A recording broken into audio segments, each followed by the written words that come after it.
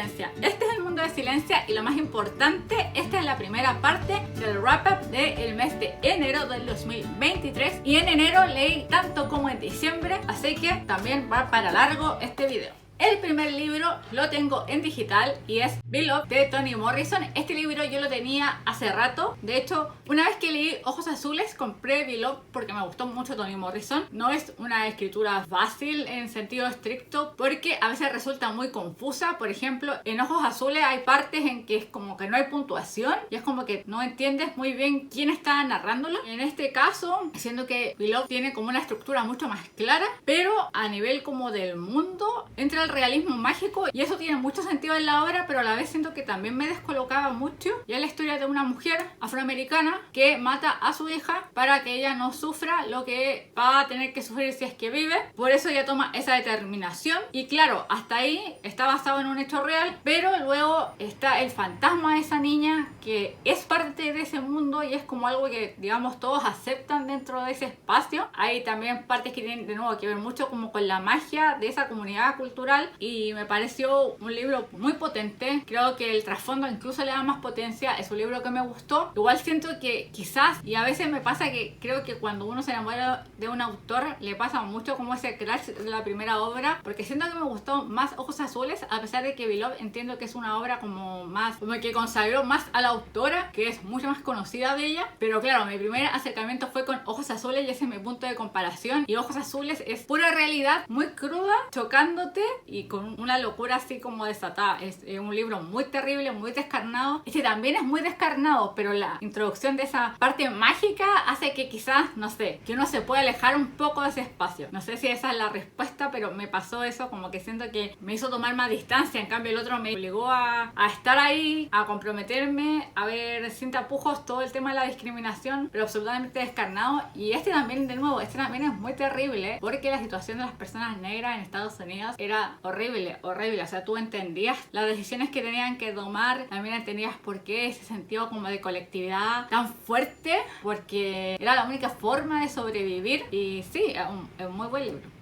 Después leí número 2 de David Fuenquinos. Este libro también me gustó mucho. Es el libro en que el autor se pone en el juego de qué pasó con ese niño que no quedó para ser Harry Potter, pero que estuvo ahí, que nos habla de todas las personas que fracasan y es muy fácil empatizar con una historia así porque todos fracasamos. Es imposible que alguien no haya fracasado, aunque sea una vez en la vida, aunque sea en algo chico. Fracasar es muy humano y siento que las obras de David Fuenquinos que se basan un poco en el fracaso, en la derrota y la vida que sigue después de eso, incluso si te caes y te quedas mucho tiempo abajo en el suelo, porque generalmente dicen no, lo importante no es caer, es pararse, pero ¿qué pasa cuando uno se cae y pasa mucho tiempo ahí tirado? No significa que tengas menos valor como persona ni que seas más débil, significa que por distintas circunstancias te costó más, quizás porque lo que estaba en juego era más importante también. Y de nuevo, ¿qué pasa cuando también todas las piezas se encajan para que tú fracases? Como no, es que estaba destinado a ganar algo. ¿Qué pasa cuando todo encaja pero para que tú no ganes, sino para que tú pierdas? Me gusta mucho cómo narra el autor. Creo que logra crear un ambiente muy íntimo, muy de que puedes sentir lo que sienten los personajes. No cuenta solo la historia de este personaje, sino que va más allá y como que cuenta un poco la historia familiar. Uno no es solo sí mismo, sino también es su familia, las relaciones importantes que te rodean. Así que también me pareció una muy buena lectura.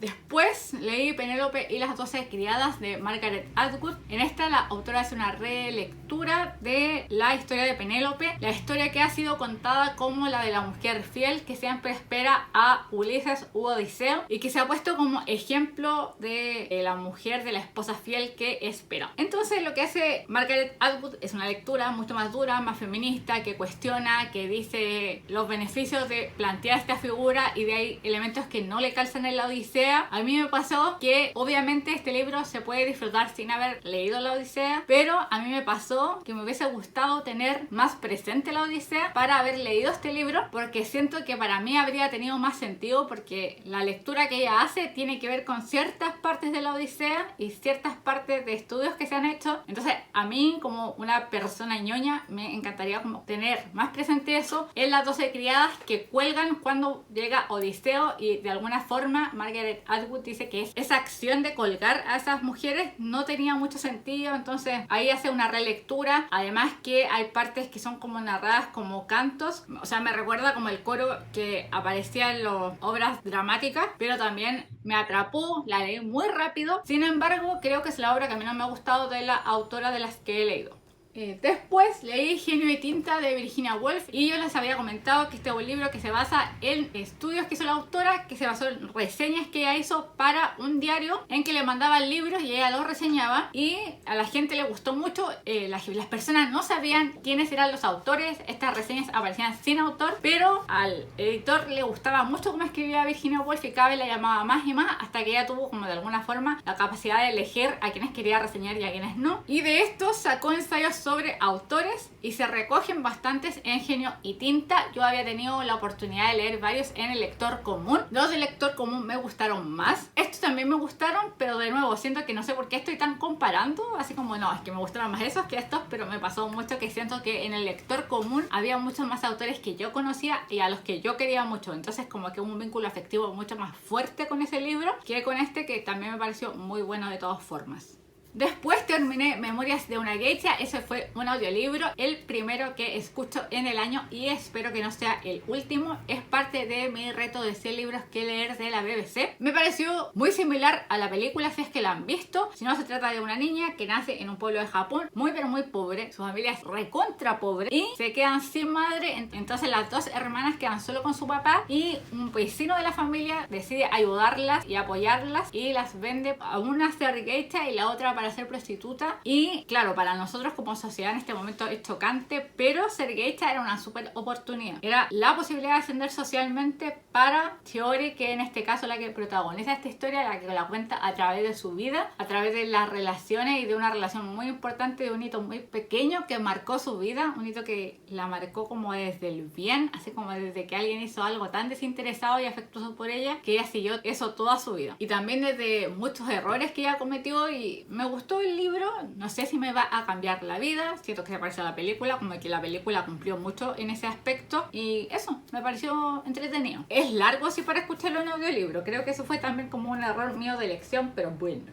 También leí Leyendas chilenas para niños y niñas de Francisco Ortega, ilustrado por Gonzalo Martínez. Ya les había comentado, estas son leyendas escritas para niños con ilustraciones al inicio de cada leyenda. Me encantan los libros que cuentan leyendas chilenas, es un tema que a mí me gusta mucho en lo personal. Siento que yo lo abracé como una parte de mi vida que me gusta y que antes no sabía que me gustaba tanto, y ahora es como que leo ese tema y me gusta mucho. Me gusta que se den a conocer estas leyendas tradicionales que de alguna forma le dan una impronta a nuestra cultura, nuestra identidad, y me parece muy interesante el libro. Hay varias historias que yo no conocía, aunque debo decir que la mayoría sí, y siento yo que está como cargado hacia las historias del sur de Chile, que son las que yo más conozco. Yo conozco mucho menos historias vinculadas al norte de nuestro país, porque Chile es un país muy extenso, donde hay una tradición cultural muy rica y mucha variedad. Entonces siento que, no sé si es mi percepción, pero yo sentí que estaba más hacia el sur de Chile.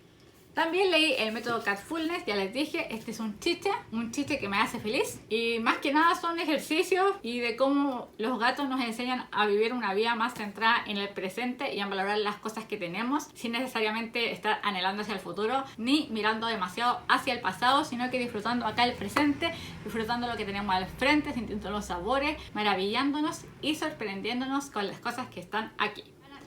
Y para terminar esta primera parte leí La campana de cristal de Sylvia Plath. Yo no había leído nada de Sylvia Plath. Me da un poco de miedo leer de ella porque en general no voy a hablar de su diagnóstico clínico, pero se supone que ella sufría depresión o quizás algo más grave, pero ella tenía un desencanto muy grande con la vida, un desencanto que tenía razones muy justificadas. Tampoco voy a decir que era como que ella se lo inventó en su cabeza, sino que ella estaba en una sociedad que relegaba a las mujeres de manera muy terrible. Yo les comenté en el Barbizón que las mujeres, los trabajos que podían conseguir no les permitían libertad económica. En el fondo, como se consideraba que la mujer a la larga se iba a casar, los sueldos no estaban pensados para que ellas sobrevivieran, estaban pensados para el lapso de tiempo en el que ellas se encontraran un marido y no para que ellas subsistieran de manera independiente. Entonces Sylvia Plath ve todas estas dificultades, es muy clara. Yo creo que quizás uno de sus mayores problemas y sus mayores dolores es que ella veía muy claro el mundo en el que estaba ubicado, el rol que a ella se le permitía cumplir y lo que ella quería hacer y lo que sus pares masculinos podían hacer y tenían que cumplir, y veía esa injusticia y le daba mucha rabia, le daba mucha pena, le daba mucha frustración, y básicamente no sé cómo decirles que no podía lidiar con ese dolor porque lo encuentro absolutamente, no entiendo, lo comprendo, entiendo que tuviera tanta rabia, tanta pena, tanta impotencia, tanta frustración. Y La campana de cristal es un relato que es una ficción pero que tiene muchos tintes autobiográficos, y parte de ese relato es de su estadía en el Barbizon, una estadía en la que ella tenía muchas expectativas y estar allí fue algo muy terrible para ella, lo pasó muy mal.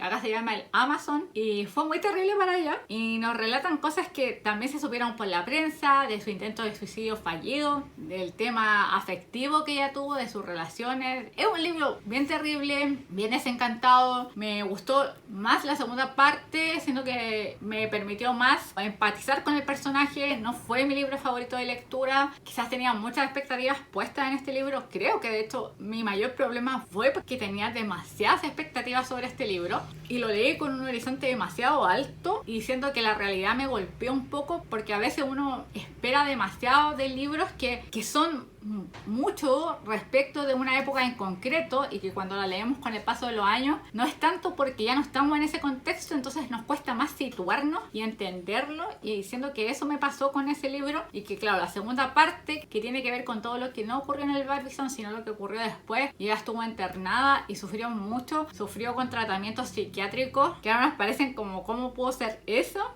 Las mujeres tienen que sufrir mucho con el tema de los electroshocks para poder tratarle las depresiones y la lobotomía. Y Sylvia Plath sufrió en carne propia algunos tratamientos. A ella no llegó a la lobotomía, pero sí sufrió en carne propia que la electrocutaran básicamente para quitarle la depresión. Y tomar muchas pastillas, y en general uno dice ya, las pastillas que existen ahora son terribles, sí, pero antes eran peor, porque la gracia de que avance también la tecnología médica es que también va mejorando la farmacología y van mejorando las pastillas, y cada vez tienen menos efectos secundarios, pero muchas de estas pastillas tenían efectos secundarios muy terribles. Entonces también es como un tema, oye, es un libro bien denso en el sentido de que es bien terrible, y de nuevo no fue mi favorito, siento que esperaba más del libro, pero tiene que ver eso con mi tema, con mis expectativas, con haber leído el Barbizon y no sé qué esperaba de este libro. Lo encontré bueno, de nuevo no me enloqueció, pero lo encontré bueno. Creo que entiendo también por qué tiene un espacio tan importante, por qué es un referente y por qué hay que leer. Eso es todo por el video del día de hoy. Cuéntame si has leído alguno de estos libros, si alguno te llamó la atención. Recuerda que si te gusta este tipo de contenido, me ayudas mucho dejando una manito arriba, un comentario y suscribiéndote a este canal si es que no estás suscrito. Yo abajito te voy a estar dejando todos los libros mencionados, todas mis redes sociales, y nos vemos muy prontito en un siguiente video. Chao.